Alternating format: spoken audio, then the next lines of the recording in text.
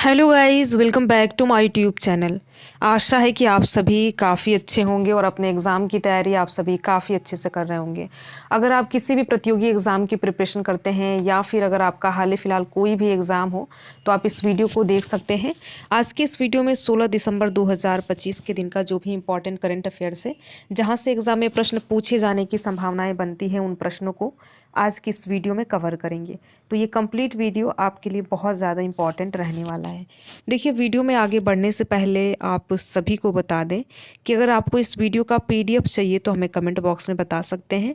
साथ ही साथ जिस भी प्रश्न का आंसर आपको पता हो तो कमेंट बॉक्स में ज़रूर बताएं। तो चलिए एक बार वीडियो का फॉर्मेट देख लेते हैं। पहले इंपॉर्टेंट डे और थीम देखेंगे, इसके बाद नेशनल और इंटरनेशनल अफेयर देखेंगे। अगर खेल जगत से कोई इंपॉर्टेंट प्रश्न बनता है जो कि एग्जाम में पूछा जा सकता है तो उसको भी आज की इस वीडियो में कवर करने वाले हैं। तो ये कंप्लीट वीडियो आपके लिए बहुत ज़्यादा इंपॉर्टेंट रहने वाला है। आप इस वीडियो को अंत तक जरूर देखिएगा और देखने के साथ साथ अपने यार दोस्त मित्र को भी शेयर कीजिएगा। तो चलिए हम डे से देखते हैं इंपॉर्टेंट प्रश्न। पहला प्रश्न है, 16 दिसंबर को कौन सा दिवस मनाया जाता है? देखिए, इस प्रश्न में ये बताना है कि 16 दिसंबर को कौन सा दिवस मनाया जाता है। तो पहला ऑप्शन, जैसा कि आप यहाँ पर देख पा रहे होंगे, पहला ऑप्शन है अंतर्राष्ट्रीय चाय दिवस। ठीक है, पहला ऑप्शन है अंतर्राष्ट्रीय चाय दिवस। बी ऑप्शन है विजय दिवस। सी ऑप्शन है एड्स दिवस और डी ऑप्शन है इनमें से कोई नहीं। तो अगर आपको पता हो कि 16 दिसंबर को कौन सा दिवस मनाया जाता है, इनमें से कोई है, तो आप कमेंट बॉक्स में बता सकते हैं। ठीक है, विजय दिवस, तीसरा एड्स दिवस और चौथा इनमें से कोई नहीं।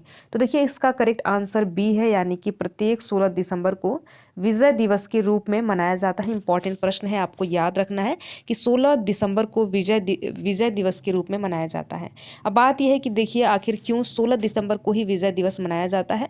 तो देखिए, इस दिन 1971 के युद्ध में पाकिस्तान पर भारतीय सशस्त्र बलों की जीत और बांग्लादेश के गठन के उपलक्ष्य में मनाया जाता है। तो आपको याद रखना है कि बांग्लादेश के गठन के उपलक्ष्य में इस दिन को विजय दिवस के रूप में मनाया जाता है और इसी दिन भारतीय सेना के सामने लगभग 93,000 पाकिस्तानी सैनिकों ने आत्मसमर्पण किया था। तो इसलिए दिन बहुत ज़्यादा इंपॉर्टेंट है। आप याद रखेंगे, विजय दिवस प्रत्येक 16 दिसंबर को मनाया जाता है। आपने 93,000 सैनिकों का नाम जरूर सुना होगा, कई बार देखने को मिलता है हिस्ट्री में या फिर ऐसे कोई चर्चा होता है तो इंपॉर्टेंट प्रश्न है, आप याद रखेंगे। बी ऑप्शन करेक्ट है। चलिए अगला प्रश्न देखते हैं। दक्षिण एशियाई विकास अपडेट रिपोर्ट किस संगठन ने जारी की? इसमें आपको बताना है कि दक्षिण एशियाई विकास अपडेट रिपोर्ट किस संगठन के द्वारा जारी किया जाता है। पहला ऑप्शन है विश्व बैंक। बी ऑप्शन है अंतर्राष्ट्रीय मुद्रा कोष। सी ऑप्शन है संयुक्त राष्ट्र विकास कार्यक्रम। डी ऑप्शन है संयुक्त राष्ट्र पर्यावरण कार्यक्रम। तो इसमें बताना है आपको दक्षिण एशियाई विकास अपडेट रिपोर्ट किसके द्वारा जारी किया जाता है। तो देखिए, इंपॉर्टेंट है, आप याद रखेंगे, विश्व बैंक के द्वारा दक्षिण एशियाई विकास अपडेट रिपोर्ट जारी की जाती है, जिसका विषय है दक्षिण एशियाई क्षेत्र की अर्थव्यवस्था और विकास अनुमान और इसका प्रमुख रुझानों की ये जानकारी देता है। तो आपको याद रखना है, दक्षिण एशियाई विकास अपडेट रिपोर्ट जो है ये विश्व बैंक के द्वारा जारी किया जाता है। इंपॉर्टेंट प्रश्न है, ए ऑप्शन करेक्ट है। चलिए आगे बढ़ते हैं, अगला प्रश्न देखते हैं। रामप्पा मंदिर किस राज्य में स्थित है? देखिए, मंदिर को लेकर प्रश्न है और इंपॉर्टेंट प्रश्न है। तो अगर आपके सामने जो भी मंदिर का प्रश्न आए तो आपको तीन चीज़ें याद रखनी है। किस काल में बना है, साथ ही साथ किस भगवान को समर्पित है और उसकी विशेषताएं क्या है। आप ये तीन चीज़ किसी भी मंदिर का याद रखेंगे तो निश्चित तौर पर अगर एग्जाम से प्रश्न मंदिर को लेकर पूछा जाएगा तो आपका गलत नहीं होगा। ठीक है, तो रामप्पा मंदिर के बारे में पूछा जा रहा है, किस राज्य में स्थित है। पहला ऑप्शन है तमिलनाडु। बी है गुजरात। सी है तेलंगाना। डी है महाराष्ट्र। तो देखिए, जो रामप्पा मंदिर है ये तेलंगाना राज्य में स्थित है, तेलंगाना के वारंगल के पास स्थित है। अगर हम बात करें किस भगवान को समर्पित है तो भगवान शिव को समर्पित है। विशेषता की बात की जाए तो यह मंदिर अपनी तैरती ईंटों यानी छत के लिए और जटिल नक्काशी के लिए प्रसिद्ध है। अन्य नाम इसका काकतीय रुद्रेश्वर मंदिर भी है। तो आप याद रखेंगे, रामप्पा मंदिर जो है ये तेलंगाना यानी तमिलनाडु में स्थित है। ए ऑप्शन करेक्ट है, भगवान शिव को समर्पित है। तो आप याद रखेंगे रामप्पा मंदिर के बारे में। चलिए अगला प्रश्न देखते हैं। किस राज्य ने ग्रामीण सड़कों को बेहतर बनाने के लिए प्रगति रथ योजना शुरू की है? इसमें आपको उस राज्य सरकार का नाम बताना है जिसने ग्रामीण सड़कों को बेहतर बनाने के लिए प्रगति रथ प्रगति पथ योजना जो है वो लागू की है? पहला ऑप्शन है कर्नाटक, बी ऑप्शन है ओडिशा, सी है महाराष्ट्र, डी है गुजरात। तो देखिए और कर्नाटक सरकार के द्वारा ग्रामीण सड़कों को बेहतर बनाने के लिए प्रगति पथ नामक एक योजना शुरू की गई है और इसका उद्देश्य ग्रामीण सड़कों में सुधार और ग्रामीण संपर्कता बढ़ाना है। राशि की बात की जाए तो 5,200 करोड़ रुपए इसमें निवेश किया गया है। तो आप याद रखेंगे किस राज्य सरकार का है, तो ये है कर्नाटक राज्य सरकार का प्रगति पथ योजना। तो आप याद रखेंगे, इंपॉर्टेंट है।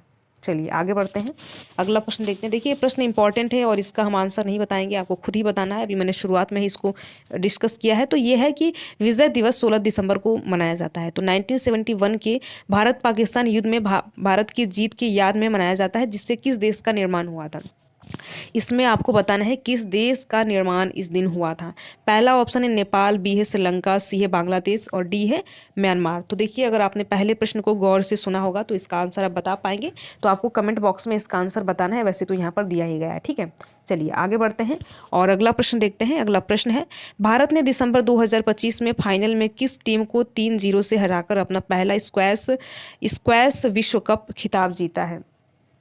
इसमें आपको बताना है कि भारत ने अभी रिसेंटली पहला स्क्वैश विश्व कप जीता है। तो किस देश को हराकर ये जो है खिताब अपने नाम किया है? पहला है इंग्लैंड, बी है मिस्र, सी है ऑस्ट्रेलिया, डी है हांगकांग।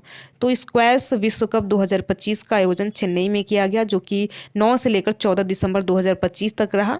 इस टूर्नामेंट में भारत ने इतिहास रचा है और अपना पहला खिताब जीता है। भारत ने फाइनल में हांगकांग को हराकर 3-0 से यह खिताब अपने नाम किया है। तो आप याद रखेंगे भारत ने किसको हराया है? तो हांगकांग को हराया, यानी डी ऑप्शन करेक्ट है। चलिए आगे बढ़ते हैं।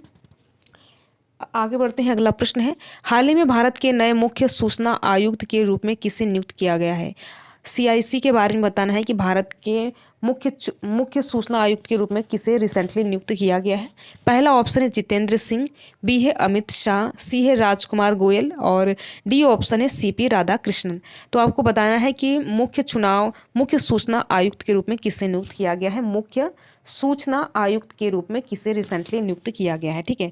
तो देखिए आपको याद रखना है कि IAS ऑफिसर राजकुमार गोयल को मुख्य सूचना आयुक्त नियुक्त किया गया है। तो यानी कि सी ऑप्शन करेक्ट है, राजकुमार गोयल को नियुक्त किया गया है, जो कि एक सेवानिवृत्त IAS ऑफिसर थे, ठीक है। तो सी ऑप्शन करेक्ट है, सेवानिवृत्त IAS ऑफिसर हैं, ठीक है, यानी रिटायर्ड IAS ऑफिसर हैं राजकुमार गोयल, जिन्हें मुख्य सूचना आयुक्त हाल ही में नियुक्त किया गया है, यानी कि सोमवार को नियुक्त किया गया है। तो इंपॉर्टेंट प्रश्न है, आपको याद रखना है। चलिए आगे बढ़ते हैं, अगला प्रश्न देखते हैं। कौन सा देश आर्टिफिशियल इंटेलिजेंस यानी AI एक्शन समिट 2025 की मेज़बानी की है? इसमें आपको उस कंट्री का नाम बताना है जिसने आर्टिफिशियल इंटेलिजेंस यानी AI एक्शन समिट 2025 की मेज़बानी की है। पहला है रूस, बी है फ्रांस, सी है चीन, डी है भारत।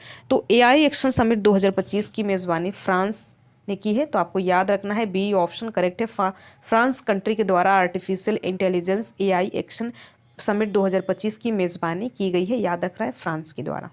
चलिए अगला प्रश्न देखते हैं। अगला प्रश्न है कि PM सूर्य घर मुफ्त बिजली योजना के तहत रूफ टॉप सोलर इंस्टॉलेशन में कौन सा स्टेट पहले नंबर पे है? आपको बताना है कि PM सूर्य घर मुफ्त बिजली योजना के तहत रूफ टॉप सोलर इंस्टॉलेशन में पहला स्थान किस राज्य का है, ठीक है। इंपॉर्टेंट प्रश्न है, आपको याद रखना है। पहला ऑप्शन है राजस्थान, बी है महाराष्ट्र, सी है गुजरात, डी है कर्नाटक। तो देखिए गुजरात ने ज़्यादा सोलर इंस्टॉलेशन और सबसे ज़्यादा जीरो बिल वाले उपभोक्ताओं के मामले में देश में पहला स्थान हासिल किया है।